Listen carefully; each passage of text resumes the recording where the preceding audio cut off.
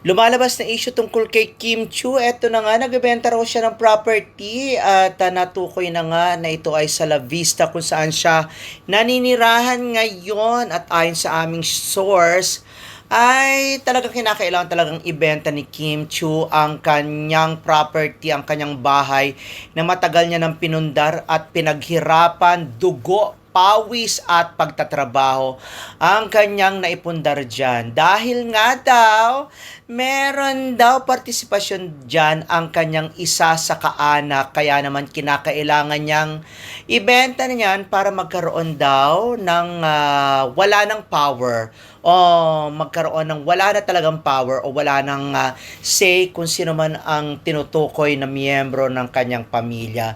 Nakakaawa naman si Kim Chiu dahil ang kanyang dream house na kanyang naipundar sa kanyang paghihirap at kanyang pagsisikap ay mapupunta lang sa kinakailangan niyang isakripisyo ito.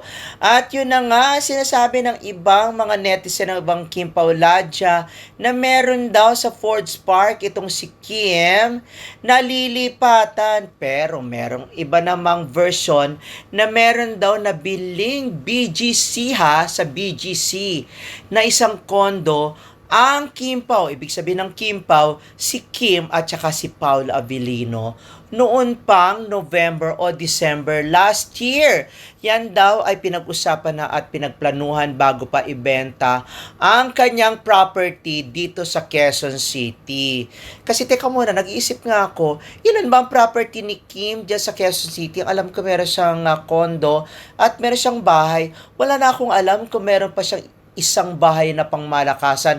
Bukod nga dito sa isang flashy subdivision na kung saan ang isa sa mga aktor na nakausap natin sa isang platform ay siya pa ang nag-design. Pero sayang naman maraming memories dyan si Kim Chiu. Pero kung ito naman ay magiging legal battle para sa kanya dahil nga meron daw partisipasyon ang isa sa miyembro ng kanyang pamilya, kinakailangan niya talagang ibenta na ito at makapagsimula muli. Ngayon, ang tanong, eto na nga, ito bang sa Makati na property niya, di umano ay sa Forge Park, ito ba ay kanyang solong ipinundar o ito ay ipinundar nilang dalawa ni Paolo Avellino? Ngayon, wala pa tayong masyadong resibo o kumpirmasyon tungkol dyan. Pero, ang sinasabi nila sa atin ay yun ang BGC na condo unit ng Kim Pao na binili nila. Teka muna, sila ba ay engaged na? Sila ba ay kasal na? Sa pagkakaalam ko ang mga nagpupundar ng ganitong property ay yung mga na-engage or yung seryoso na sa kanilang relasyon na nakikita nila ang sarili nila na magpapakasal o magsasama sa habang buhay or engaged na. Wala tayong masyadong kumpirmasyon o resibo dyan. Pero naisip ko lang, posible siguro dahil habang nire-renovate pa ang property, kung totoo kung ang property ni Kim dyan sa may Forbes Park, habang hinihintay pa nila na makumpleto yan at ma-furnish yan, ay dun muna mag-i-stay sa BGC condo itong Kim Pao o either si Kim or si Paolo kung sila man ay bumili ng conjugal property dyan sa may BGC. Conjugal property, ibig sabihin ba nito ay engaged na sila o kinasal na sila? Yung mga ganon. At kung etong flashy property sa isang subdivision dyan sa may Makati or sa may Taguig, ay ito ay ang kauna-unahang naipundar ng Kim Pao, hindi naman masama. Pero syempre, hinintay natin kung kailan ba aamin itong dalawang ito o kung aamin ba itong dalawang ito ay sila engaged na or kinasal na. Bakit naman kasi sila ay magpupundar ng isang property kung hindi naman sila engaged or kinasal nga? Diba? May mga nagsabi na nga sa atin na nagpahayag na ng kanyang engagement itong si Paolo sa France. Pero ito lang ay chika at posibleng ito ay dilulu. Pero may mga may mga nasasagap tayong mga balita na yung iba naman ay totoo. Katulad niyan, may nagbalita sa atin na itong si Kim at saka si Paolo ay nagpunta ng New York or pupunta ng New York bago pa natapos itong kanilang last leg sa Toronto or last leg ng kanilang Kim World Tour. Pupunta sila diyan sa sa may New York, nagkatotoo naman talaga, di pa? At yung resibo na lang na sila ay eto si Paolo ay nag-advance birthday celebration bago pa ang kanyang birthday mismo sa May 13.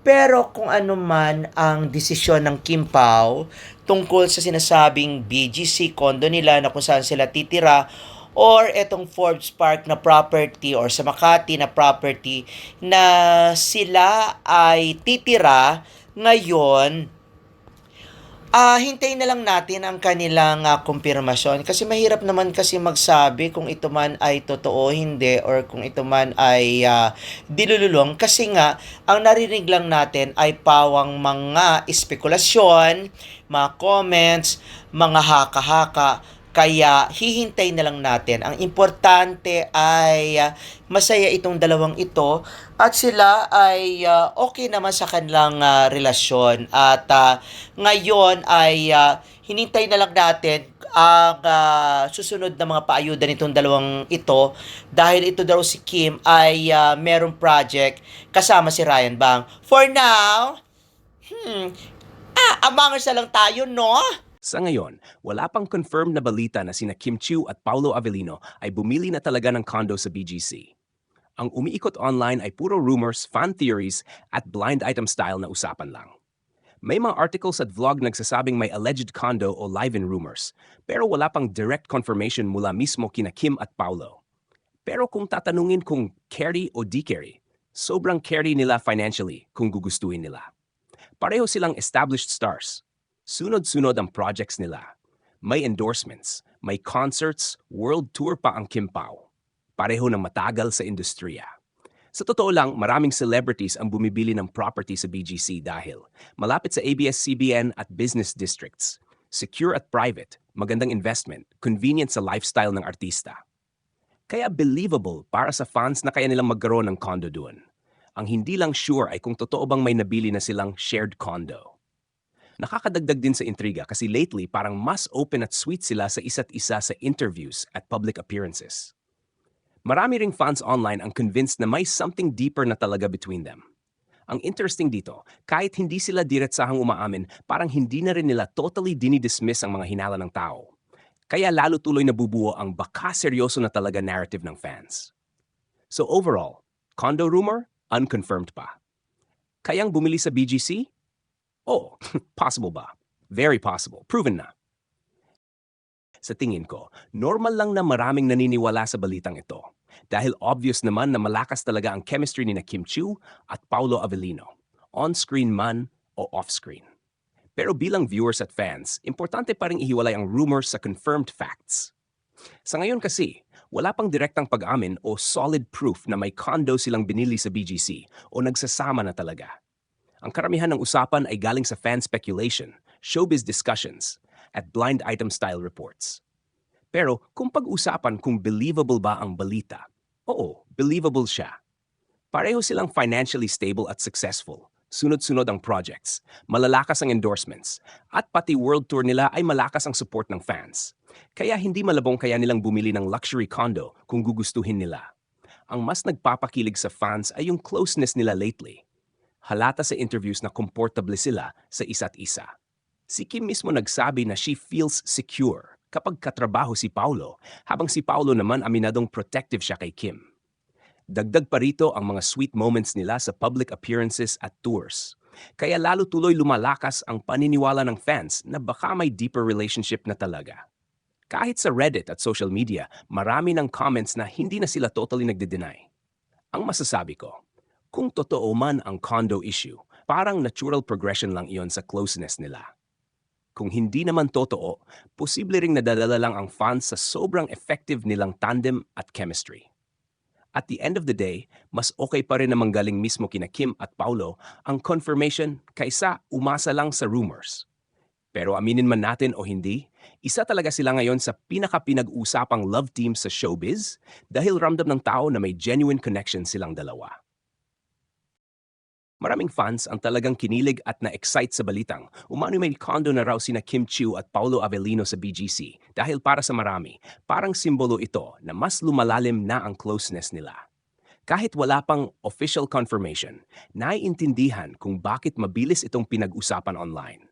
Sa dami ba naman ng sweet moments, projects at natural chemistry nila, parang maraming fans ang naniniwalang may something special talaga sa pagitan nila. Sa totoo lang, isa sa pinakamalaking dahilan kung bakit malakas ang impact ng ganitong balita ay dahil hindi pilit ang dating ng samahan ni Kim at Paulo. Kapag napapanood sila sa interviews, events o simpleng behind-the-scenes clips, makikita mong komportable sila sa isa't isa. Hindi yung typical na scripted sweetness lang para sa promotion. May natural warmth at pagiging relaxed sila kapag magkasama kaya madaling mahulog ang loob ng fans sa tandem nila. Si Kim kasi kilala bilang very open, bubbly, at expressive na tao. Samantalang si Paulo naman ay mas tahimik, reserved, at mysterious ang dating. Pero minsan, doon mas lalong nagwo-work ang chemistry. Yung pagiging magkaiba nila ng personality ang nagbigay ng balance sa tandem nila. Kaya kapag may mga balitang tulad ng may condo sa BGC, maraming fans ang hindi agad tumatawa o nagdedeni. Kasi para sa kanila, posible talaga. Kung iisipin din, hindi naman impossible financially para sa kanila ang bumili ng property sa BGC. Pareho silang matagal na sa industriya at parehong successful. Si Kim ay hindi lang artista kundi host, influencer at endorser din. Si Paulo naman ay isa sa pinakarespetadong actors ng generation niya. Kapag pinagsama mo ang kinikita nila sa teleserye, movies, endorsements, concerts at international tours, masasabi mong kaya talaga nilang bumili ng high-end property kung gugustuhin nila. At realistic din naman kung bakit BGC ang napipiling location sa mga ganitong rumors. Maraming celebrities ang may condo room dahil secure at private, accessible sa work locations, modern ang lifestyle, at magandang investment ang real estate sa area. Kaya kahit walang proof, parang believable pa rin sa paningin ng marami. Pero sa kabilang banda, mahalaga ring maging maingat ang fans sa paniniwala sa lahat ng nababasa online. Sa showbiz kasi, mabilis gumawa ng kwento ang social media. Minsan isang picture lang o simpleng interaction, nagiging may live-in na agad ang issue. Kaya hanggat walang direct confirmation mula kina Kim at Paulo, dapat tingnan pa rin ito bilang speculation at hindi absolute truth. Isa rin sa nakakapagpalakas sa intriga ay yung paraan nila ng paghawak sa issue. Hindi sila super vocal na oo, pero hindi rin sobrang defensive na hindi. Kaya lalo tuloy nabubuo ang curiosity ng publiko. At sa totoo lang, malaking factor din yon kung bakit lalong tumitibay ang fandom nila.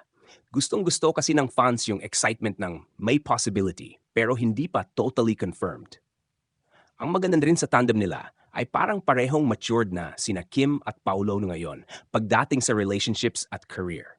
Hindi na sila yung tipong pabigla-bigla o padalos-dalos sa personal life. Kaya kung sakaling totoo man ang condo rumor o mas seryoso na talaga sila, maraming fans ang nagsasabing mas handa na raw sila ngayon, emotionally at mentally kumpara noon.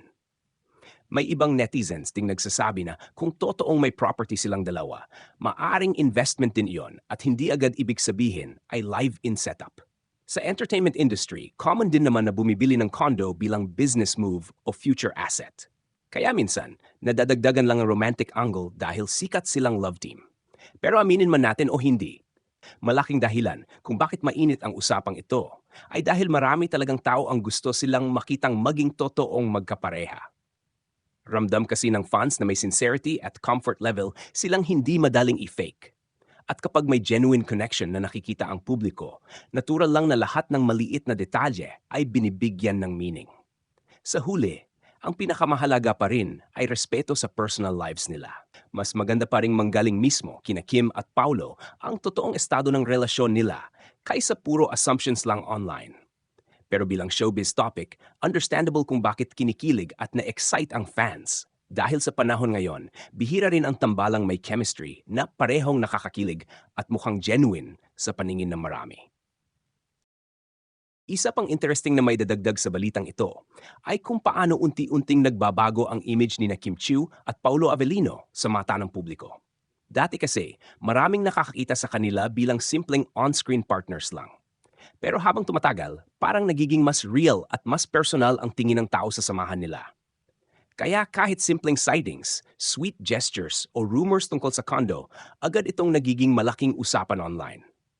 Dagdag pa rito, malakas talaga ang epekto ng social media fandom ngayon.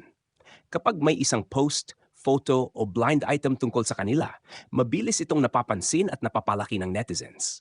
Minsan kahit maliit na detalye lang, tulad ng pareho silang nasa isang lugar, magkasunod mag-post o may matching reactions, nagiging evidence agad para sa fans. Ito rin ang dahilan kung bakit mabilis kumalat ang issue tungkol sa umano'y condo sa BGC. May mga fans ding nagsasabi na kung totoo man ito, magandang sign daw iyon na seryoso na sila sa isa't isa. Sa kultura kasi ng showbiz at maging sa totoong buhay, ang pagbili ng property ay madalas nakikita bilang simbolo ng stability at long-term planning. Kaya para sa supporters nila, nakakatuwang isipin na baka dumating na sila sa stage na iyon. Pero may isa pang angle dito. Posible ring mas naging close sila dahil sa dami ng projects at travels na pinagsamahan nila. Kapag dalawang tao kasi ang madalas magkasama sa trabaho, natural na nade-develop ang comfort at connection. Kaya kahit wala pang confirmation sa romantic side, hindi maikakaila na malaki na ang tiwala at closeness nila sa isa't isa. Napapansin din ng marami na mas blooming at mas relaxed si Kim lately kapag kasama si Paulo. Habang si Paulo naman, na dating sobrang private at tahimik, ay parang mas nagiging open at playful kapag si Kim ang kausap. Ito yung klase ng dynamics na talagang kinagigiliwan ng fans dahil mukhang genuine at hindi pilit. May iba ring observers na nagsasabing maganda ang teaming ng tandem nila dahil pareho na silang nasa mature stage ng buhay at career. Hindi na sila basta nagpapadala sa hype lang. Kaya kung ano man talaga ang totoong estado ng relasyon nila ngayon, mukhang mas maingat at mas grounded na sila kumpara sa typical showbiz pairings noon. At syempre, hindi mawawala ang possibility na ang ibang rumors ay napapalakas lang dahil sa sobrang invested ng fandom. Kapag sobrang lakas kasi ng suporta ng fans, minsan kahit ordinaryong bagay ay nagkakaroon ng romantic interpretation. Kaya mahalaga pa ring i-balance ang kilig at realism habang wala pang official confirmation. Pero overall, masasabi talagang malaking factor ang natural chemistry ni na Kim at Paulo kung bakit patuloy silang laman ng balita. Hindi lang dahil pareho silang sikat, kundi dahil marami talagang nakakakita ng sincerity, comfort, at genuine happiness kapag magkasama sila. Kaya kahit simpleng condo rumor lang, nagiging emotional at exciting topic agad ito para sa fans at netizens.